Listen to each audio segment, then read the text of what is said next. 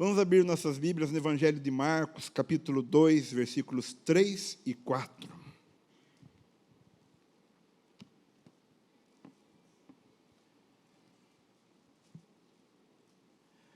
Marcos 2. Marcos foi o primeiro evangelho a ser escrito. Alguns foram ter com ele, conduzindo um paralítico levado por 4 homens. E, não podendo aproximar-se dele por causa da multidão, descobriram o eirado no ponto correspondente ao em que ele estava. E, fazendo uma abertura, baixaram o leito em que jazia o doente. Amém?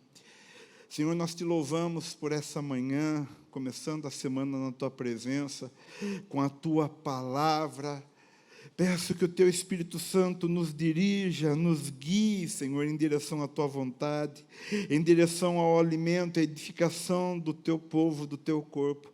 Sopra poderosamente em nossas vidas, eu clamo, Espírito Santo de Deus, em nome de Jesus. Amém. Podeis assentar, meus irmãos, minhas irmãs. Quero pregar hoje sobre os amigos do milagre. Trabalho em conjunto. Ali tem uma imagem de como fizeram para baixar o leito daquele homem. Bom, o texto bíblico diz que Jesus estava em Cafarnaum, e por algum tempo ali foi a casa de Jesus. Nós sabemos que Jesus nasceu em Belém, cresceu em Nazaré, mas por um tempo ele morou em Cafarnaum, porque em Cafarnaum era a casa de Simão Pedro. E quando o texto bíblico diz ali no versículo 1, que chegando em sua casa, souberam que Jesus estava ali, essa sua casa não era a casa de Jesus necessariamente, mas era a casa de Pedro. Só que Jesus morou na casa de Pedro. Meu Deus, que coisa boa quando Jesus mora na nossa casa. Só que o texto bíblico também diz que a casa estava em polvorosa, estava um rebuliço, estava cheio de gente, inacessível, porque Jesus estava ensinando.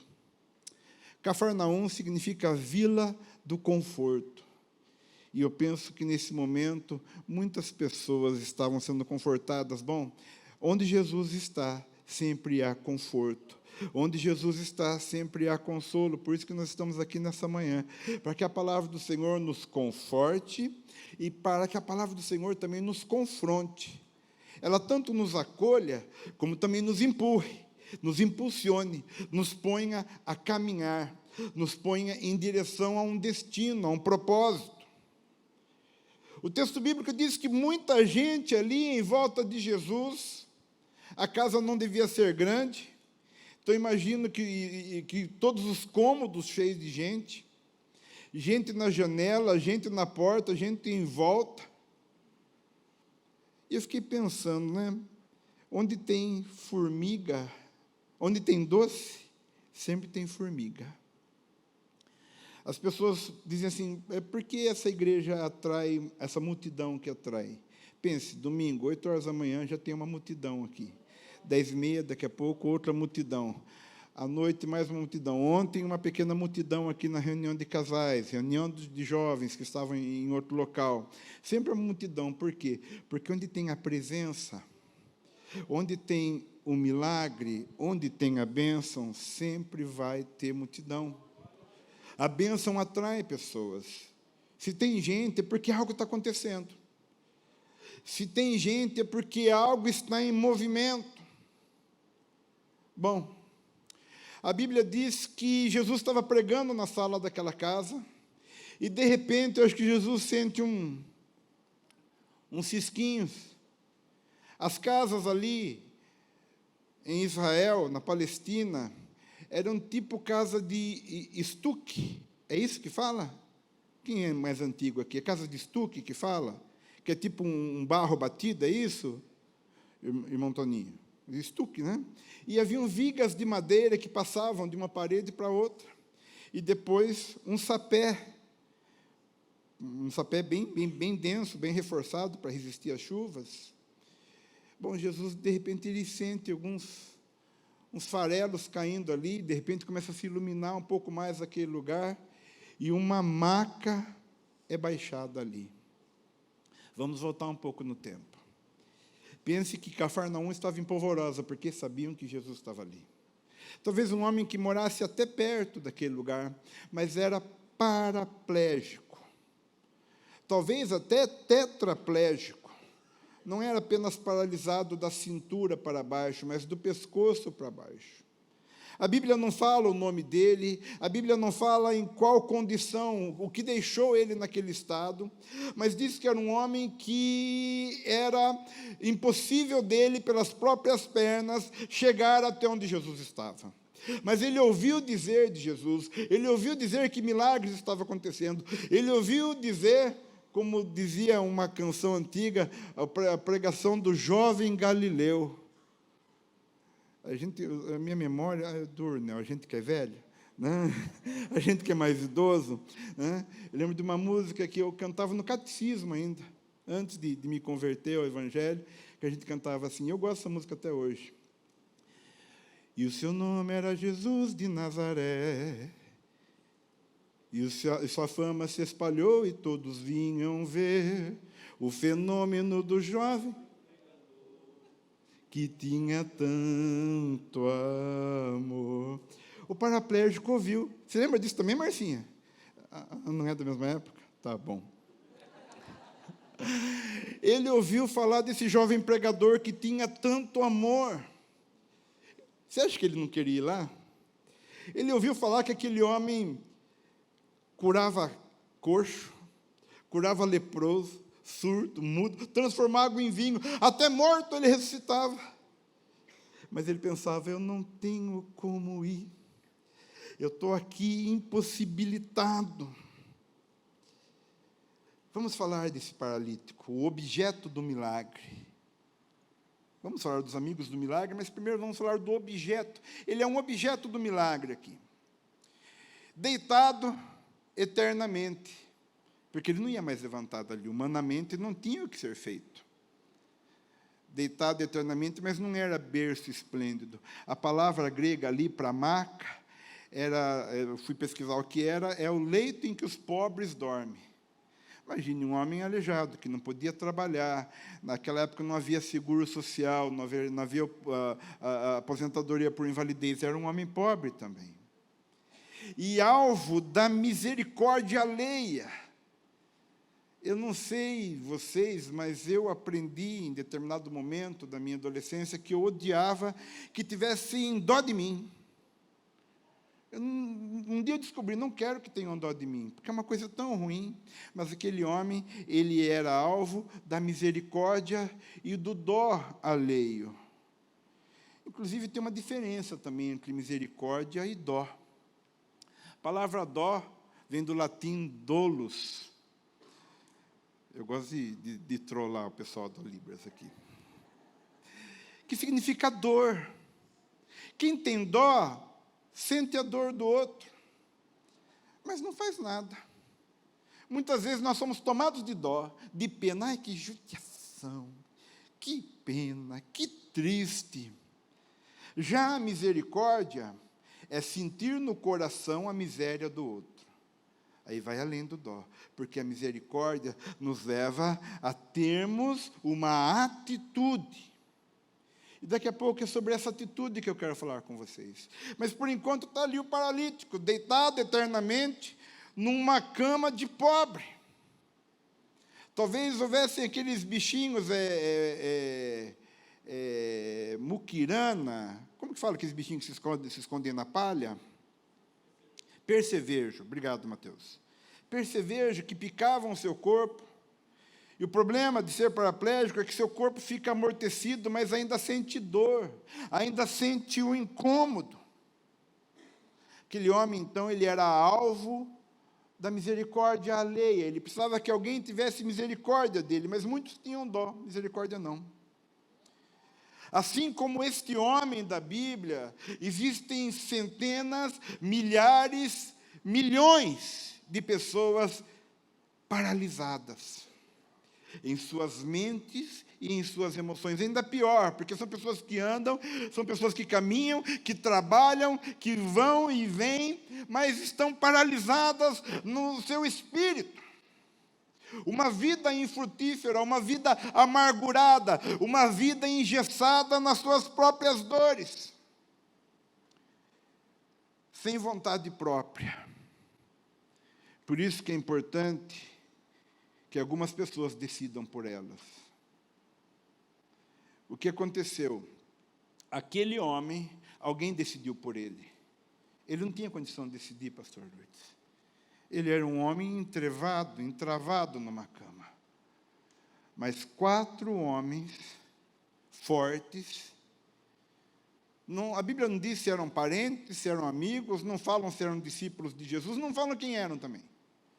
Mas esses 4 homens tiveram misericórdia daquele paralítico. E eu acho que eram 4 homens dos fortão, né? Que nem o irmão santista ali, uns grandão assim.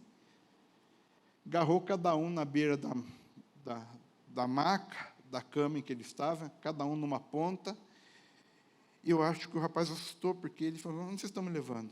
A gente vai levar você num lugar. Ele não tinha vontade, precisava que alguém decidisse por ele. Eu quero te falar nessa manhã, em nome de Jesus, que existem pessoas hoje que não conseguem decidir espiritualmente por elas. Mas você, nós podemos decidir por essas pessoas. Não estou entendendo, daqui a pouco você vai entender. Daqui a pouco você já vai entender. Aquele homem precisava que alguém decidisse por ele. Esses 4 homens, então, decidem por ele. E tomam a sua maca e carregam em direção à casa onde Jesus estava. Não disse se a casa era perto, se a casa era longe, não importa. Porque havia um objetivo. Quando você tem um objetivo, não importa a distância que você vai andar, você vai alcançar. Se você tem algo, um foco, uma direção, uma visão, você vai chegar lá. Bom, aqueles homens sobem em cima da casa, abrem aquele telhado. E o versículo 5, coisa maravilhosa do texto, diz assim: vendo-lhes a fé, Jesus disse ao paralítico: filho, os teus pecados estão perdoados. Aí começa um processo do milagre. Quando aqueles homens foram até o leito daquele paralítico, tomam o leito e carregam, começou o processo do milagre. Aquele homem ainda está aleijado, ele ainda está deitado numa cama, ele ainda está, como dizem, entrevado, nem sei se essa palavra está certa, mas é como os antigos falam. Entrevado é travado, mas estava em trevas também. Estava numa escuridão fisiológica, física, psíquica, emocional, espiritual. Hoje, estava me preparando para vir ao culto, e a gente já vem naquela tribulação santa, né? Jesus. Aí, turma da Libras, de madrugada, mandando mensagem para a gente: manda o seu esboço para a gente se preparar, que você fala muito difícil. Senhor, não, nem eu sei o que eu vou pregar amanhã cedo, aí estou aqui gemendo, orando. Aí atendi um telefonema agora cedo. Uma mãe aflita. Eu não posso apresentar mais coisas, mas ela pergunta: é do psicólogo? Eu falei: sim. O senhor atende hoje? Porque eu estou precisando de alguém que atenda 24 horas. Eu falei: não atendo, só amanhã. Eu falei: bom, psicólogo, eu só atendo amanhã, mas é pastor, né? A gente tem 24 horas. Eu falei: o que acontece? E a pessoa não me conhece, a pessoa orou, não é nem cristã, evangélica, assim, a pessoa nem frequenta igreja nenhuma. Ela apenas disse que orou e colocou lá, psicólogo 24 horas, apareceu o meu nome. Eu acho que eu vou fazer essa divulgação agora, pastor. E eu pude dar um socorro, ainda que rápido, né? E apenas um curativo para a necessidade, porque era uma necessidade da família, não era só dela, era uma necessidade bem complicada. Falei: meu Deus do céu, como as pessoas precisam de cuidado. como as pessoas precisam de que alguém aponte o caminho para elas. E muitas pessoas estão numa escuridão espiritual e você tem condição de iluminar. Imagina, eu não sei pregar, eu não sei nem orar, mas você pode carregar a ponta de um leito. Você tem 2 braços bons, 2 pernas boas, você pode carregar, ser um dos amparos no leito. Bom, o processo do milagre começou ali. E o texto diz que foi uma obra de fé. O processo do milagre é sempre uma obra de fé. O que aqueles homens fez foi motivado pela fé. E interessante que eles não chegam por cima, e quando eu leio o texto bíblico, eu sempre fico procurando alguns simbolismos espirituais, alguns sinais proféticos ali. E é interessante que em alguns milagres, Jesus, o Senhor, nos ordena a começar por baixo. Naamã teve que mergulhar 7 vezes no rio barrento. O profeta teve que descer a casa do oleiro. Esse paralítico já começa por cima. O milagre dele, ele não tem que descer, tem que subir. E eu fiquei pensando, esse subir, irmãos, é que muitas coisas começam lá em cima. Começam pelo telhado. Começam pela oração. O processo do milagre, ele vai sempre começar nas regiões celestiais. Você tem algumas coisas que você quer que resolva na tua vida? E tão difíceis de resolver? Sim ou não? Deixa eu te dizer alguma coisa. Algumas coisas só se resolvem lá em cima. É lá pelo telhado. É lá em cima. Eu vejo isso como um sinal de Deus. E às vezes nós desanimamos, paramos, ficamos impedidos, porque a entrada está cheia, tem muita gente na casa, está inacessível. Talvez o caminho que você quer trilhar, o seu objetivo, o seu alvo, está inacessível para você, não está dando certo. Você tem uma fórmula, uma receita, você tem um sonho, um propósito, mas parece que não acontece na sua vida. E eu tenho aprendido muito com meu pastor. Bom, não dá certo um caminho, tenta outro. Não está dando certo de uma forma, tenta de outra forma. Busque sempre uma ideia. O que nos move, irmãos, são ideias, são visões, são planos. Às vezes não deu certo. O que faz? Continua. Plano A não deu certo, vai para o plano B. Plano B não deu certo, vai para o plano C. E se a gente pensar em Abraão, o plano A de Abraão era Ismael. Mas Deus falou, não, eu quero Isaac. O plano A de José era crescer ali e se empoderar no seio da sua família. O plano B foi ele ser vendido como escravo.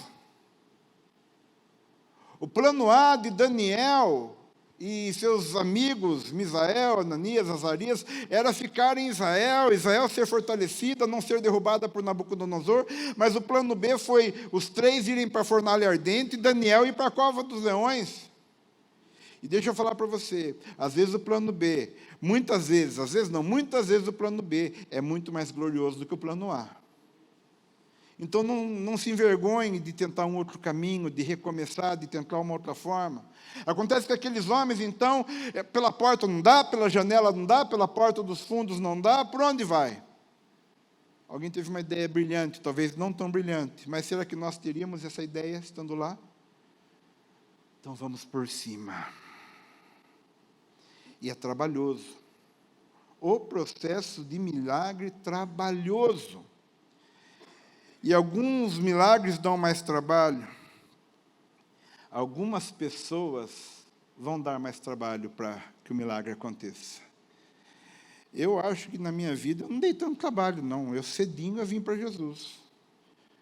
Com 12 anos eu fui evangelizado, pregaram para mim, me levaram para a igreja. E não precisa nem ser carregado. Né? Você foi carregado, Nel, para a igreja?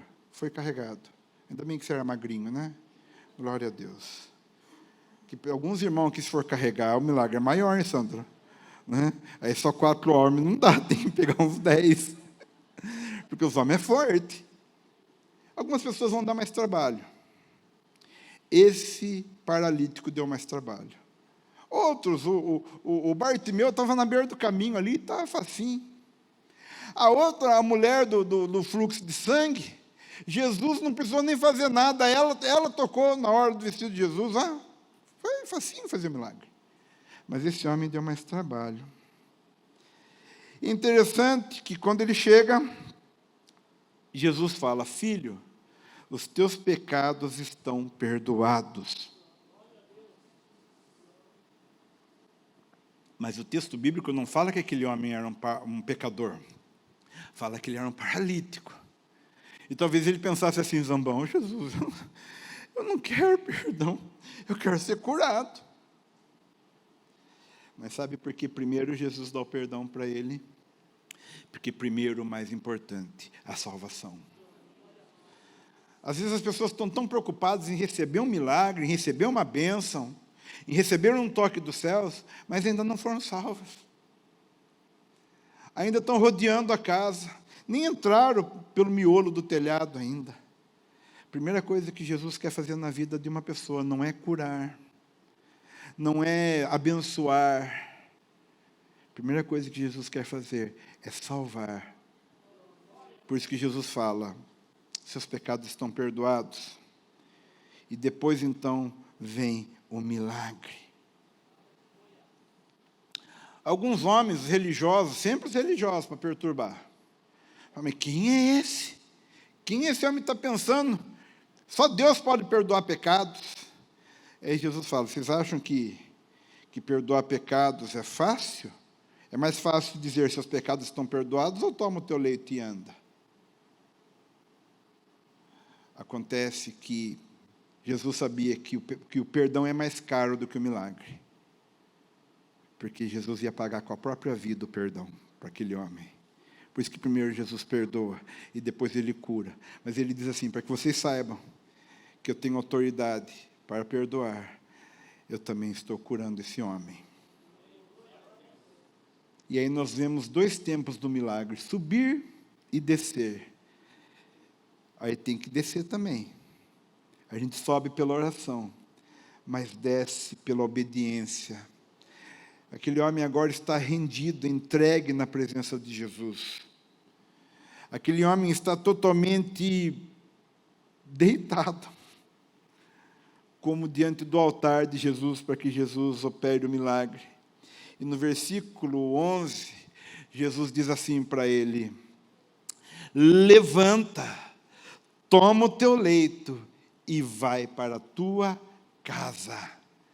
Eu te mando, levanta-te, toma o teu leito e vai para a tua casa.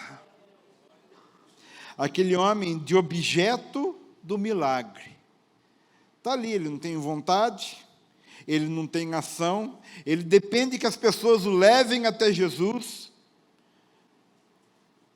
Ele não consegue caminhar. De objeto, ele passa então a sujeito. De um elemento passivo na vida, ele é levado então a ser um elemento ativo. De coadjuvante, ele vai para protagonista, ator principal. Mas olha o processo da cura, o que Jesus diz. Primeiro Jesus diz: levanta. Jesus ordena para aquele homem uma atitude.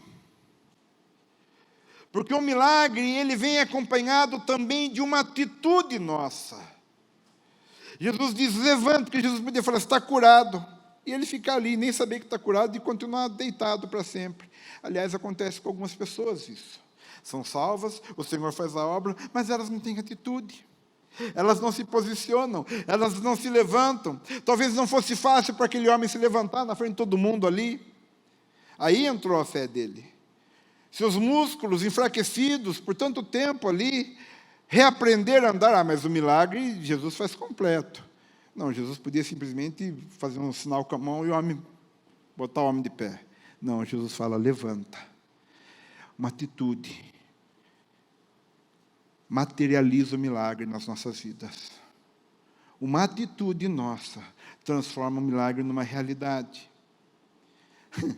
Aí Jesus fala: agora toma o teu leito, toma a tua cama. Jesus dá para ele uma tarefa. Às vezes a gente só quer um milagre, não quer uma obrigação, uma tarefa.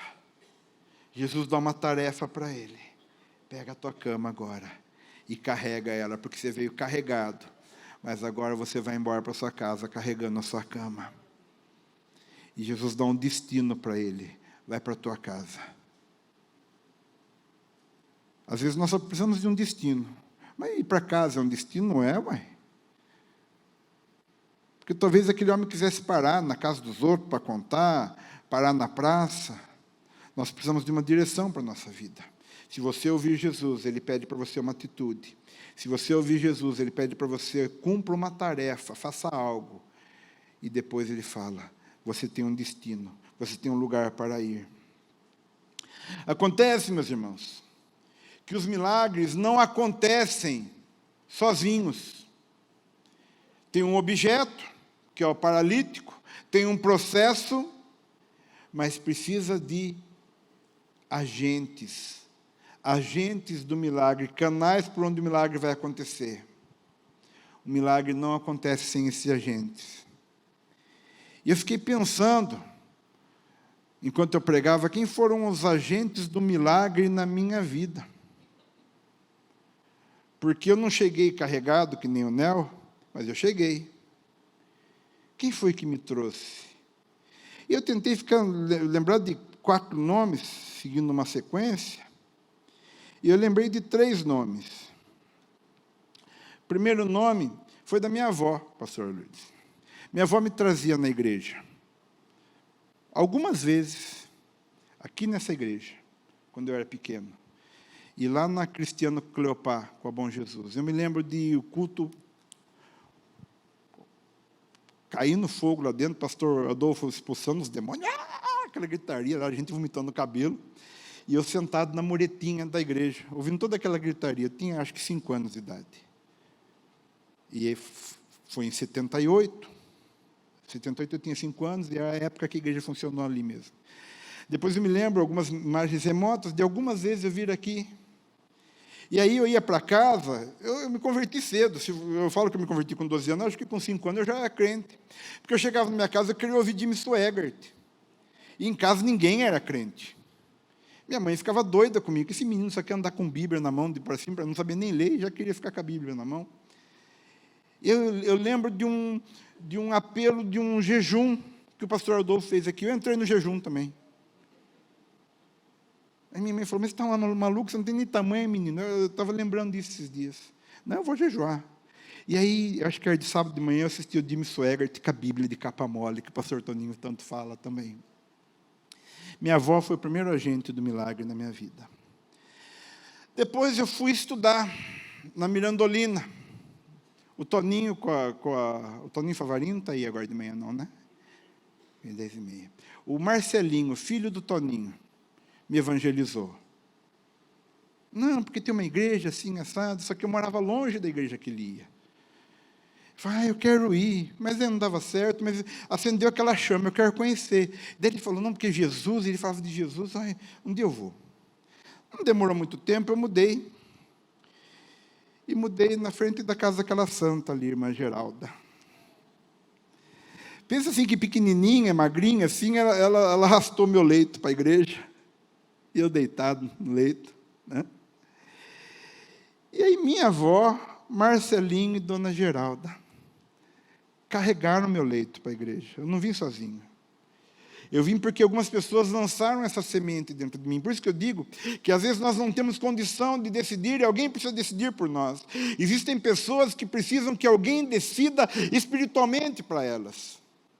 Talvez seja uma palavra um pouco pesada para um domingo de manhã, mas estou falando de responsabilidade espiritual. De termos que cumprir a nossa responsabilidade que assumimos quando descemos as águas e quando recebemos Jesus como nosso Senhor. Os amigos do milagre, meus irmãos, eles não veem impedimento. Apesar dos inimigos do milagre.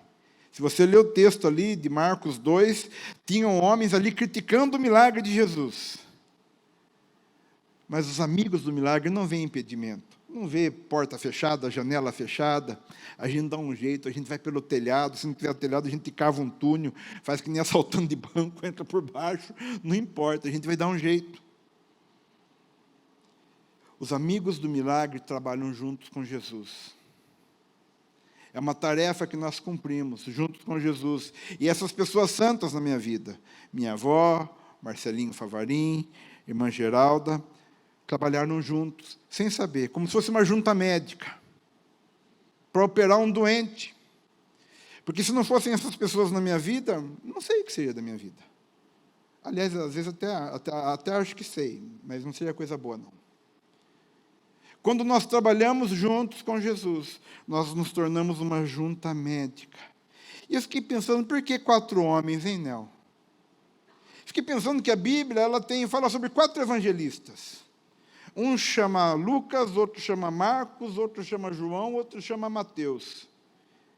Eu fico pensando que na borda do leito, da maca, da cama, de dor de cada um de nós, sempre tem um Mateus, um Marcos, um Lucas e um João, os evangelistas que contam na Bíblia a história de Jesus.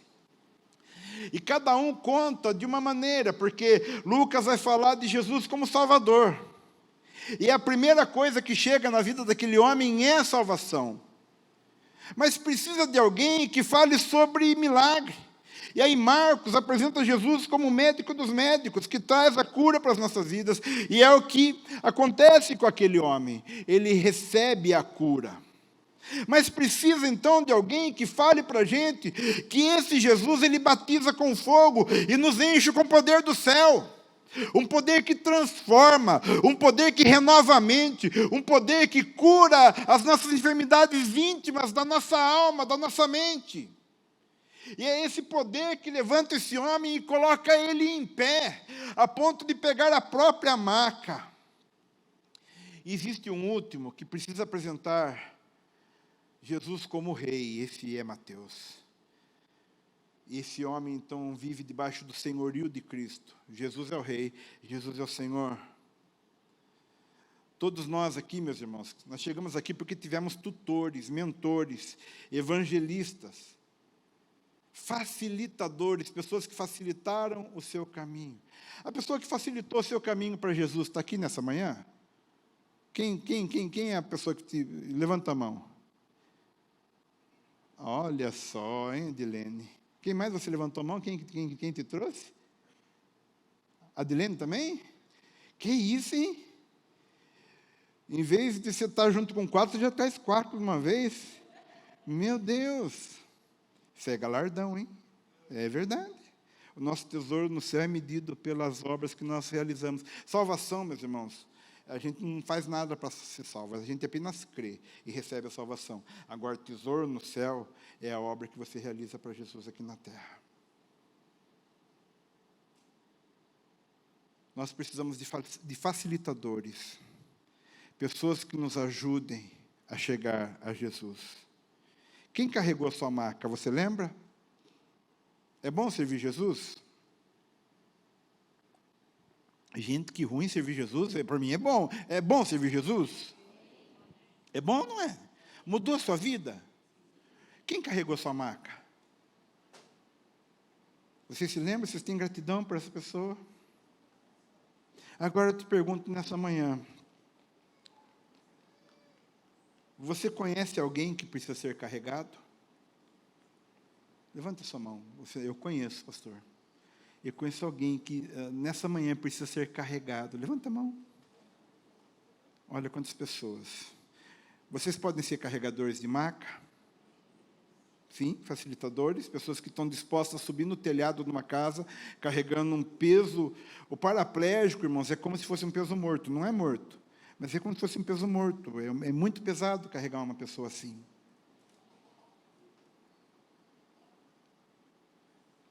Qual o nome dessa pessoa que você precisa carregar a maca? Você tem aí na sua mente? Você é capaz de escrever esse nome numa folha de papel? Sim ou não? Amém. E eu te pergunto agora, nessa manhã, o que te impede de carregar essa maca? De trazer essa pessoa para a igreja? Nossa igreja é uma igreja muito boa, irmãos. Aí alguém vai falar, não, é avivada, é ungida, tem presença de Deus, tem milagres. Sim, amém. Essa é a principal característica. Mas agora vamos falar das questões físicas da nossa igreja. Nossa igreja é uma igreja boa ou não é? Ar-condicionado.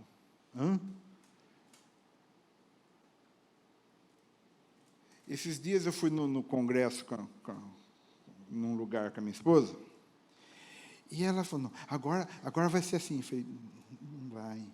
Viu, mas agora tem isso também. Filha, você não está na igreja sede de Piracicaba.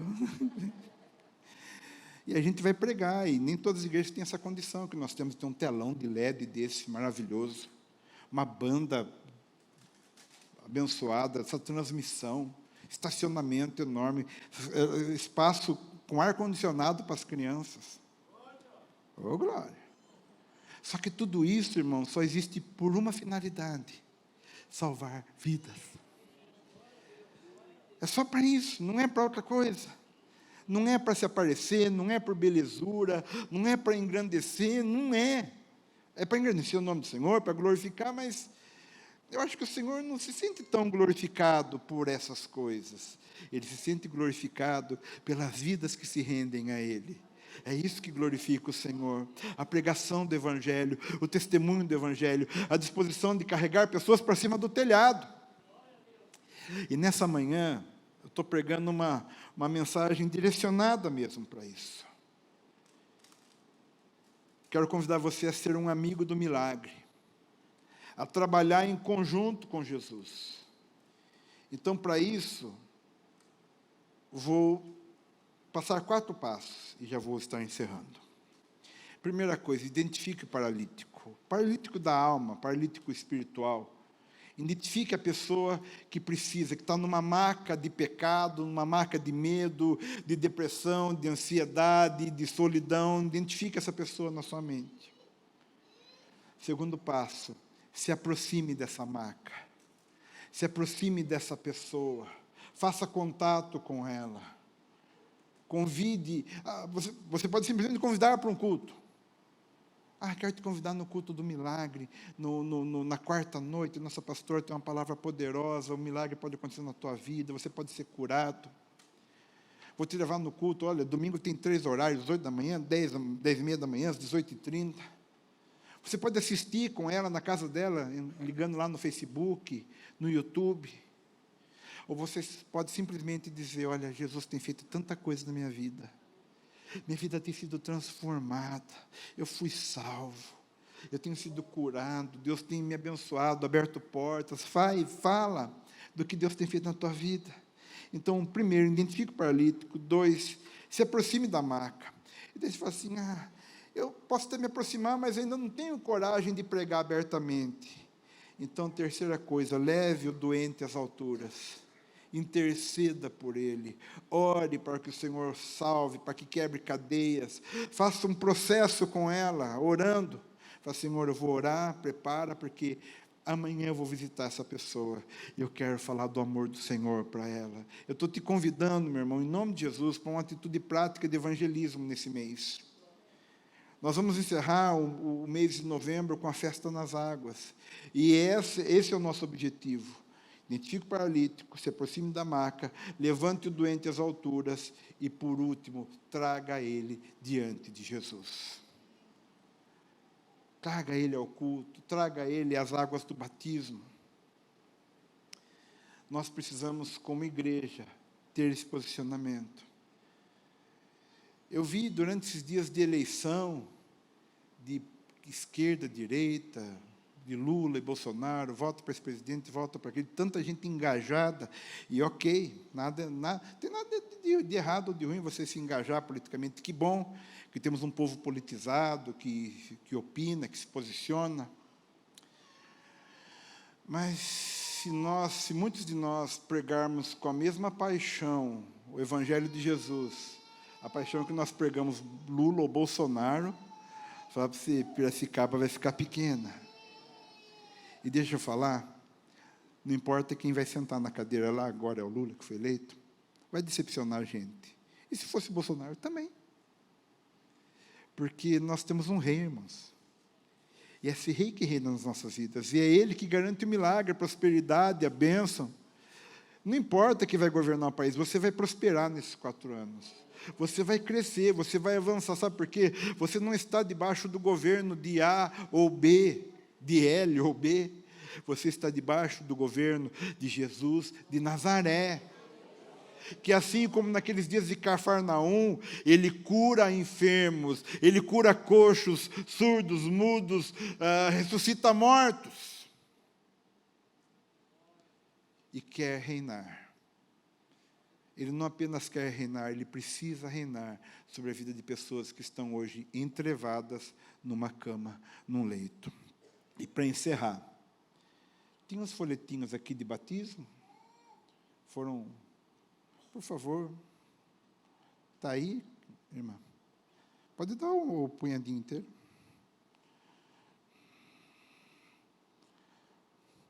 Na quarta-feira, o pastor Toninho falou, você pode pregar no domingo às 8? E ele tinha acabado de falar do batismo. Eu falei, posso pregar sobre a festa nas águas, pastor? Ele falou, pode. Então, vou pregar sobre a festa das águas. Dias 23 a 27 de novembro, como a nossa pastora disse, nós vamos ter a festa nas águas. Quem foi batizado nas últimas festas nas águas aqui dos últimos 2 anos? Levante a mão. Olha quanta gente. Vocês acreditam que a gente pode fazer um milagre aqui nessa última semana? Podemos ser amigos do milagre, trazer pessoas que estão deitadas numa cama. Então, eu queria te convidar, você que tem um nome, fala, pastor, eu tenho um nome, eu sei de alguém que está num leito e precisa ser arrastado até a presença de Jesus, e eu vou me empenhar. E aí não trabalhe sozinho. Convide outras pessoas que são crentes também, da mesma família, amigos que conhecem a mesma pessoa. Comece a orar junto. Não trabalha sozinho. A Dilene sozinha trouxe 4. Sozinha acho que não, né? O Igor ajudou? Só um pouquinho. Trabalhe. Eu me lembro que eu e a Tê, nós éramos namorados, noivos. E começamos a evangelizar um casal, o Paulo e a Rosa. E eles ficaram, e eu ligava, falei, não, vamos aí na sua casa. Comecei a insistir para ir na casa do homem. Olha que pessoa chata, pastor Lourdes. Não, eles conversavam, até que o dia eles aceitaram que a gente fosse lá. E ela trabalhava com a Tê. E eles eram de Maceió, eles eram de Alagoas. E a gente começou a evangelizar aquele casal. Aquele casal aceitou Jesus, aquele casal se batizou. Eu sei que junto com aquelas pessoas vieram mais umas 30. Entre tudo alagoano. Aprendi a comer cuscuz de milho com eles. Todos se converteram, a família toda. Fiz o casamento de alguns, velório de outros, porque alguns morreram. E o Paulo hoje é pastor, é um pastor batista, um homem de Deus. Mas a gente trabalhou junto. A gente ia de ônibus, eu morava longe, meu Deus, ia lá na casa da tia a pé, pegava ela, depois pegava o ônibus, depois ia na casa deles, que era longe, demorava para passar o ônibus lá, levava a tia e voltava a pé para minha casa. E na época a gente não era pastor, nem nada. A gente era só evangelista. E é assim que a gente faz. Então eu quero te convidar a trabalhar em conjunto com alguém.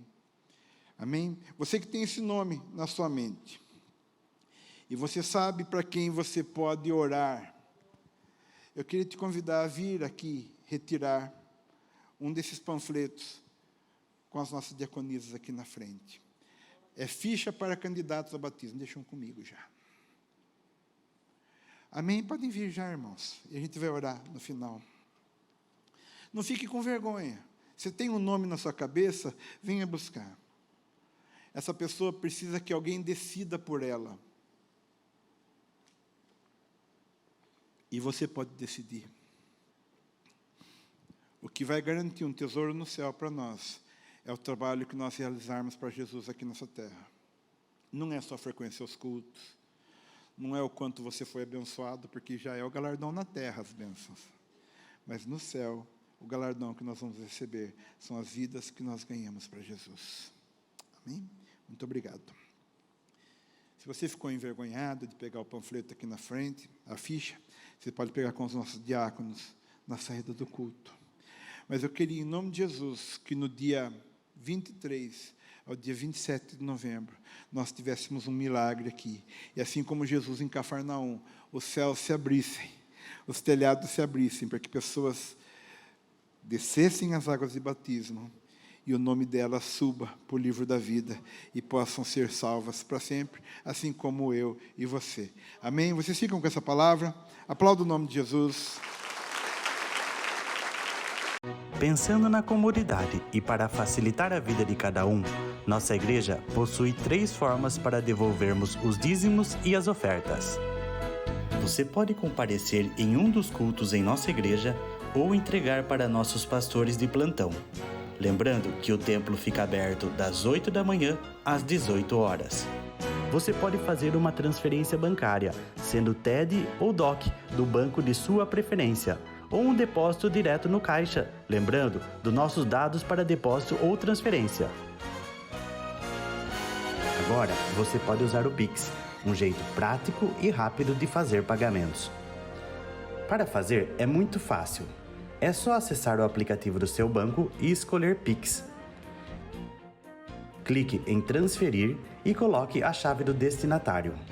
Na nossa igreja, a chave é o número do CNPJ. Digite o valor, confira os dados da conta e clique em transferir. Pronto, transferência realizada com sucesso. Para entregar o seu dízimo ou a sua oferta, faz um Pix.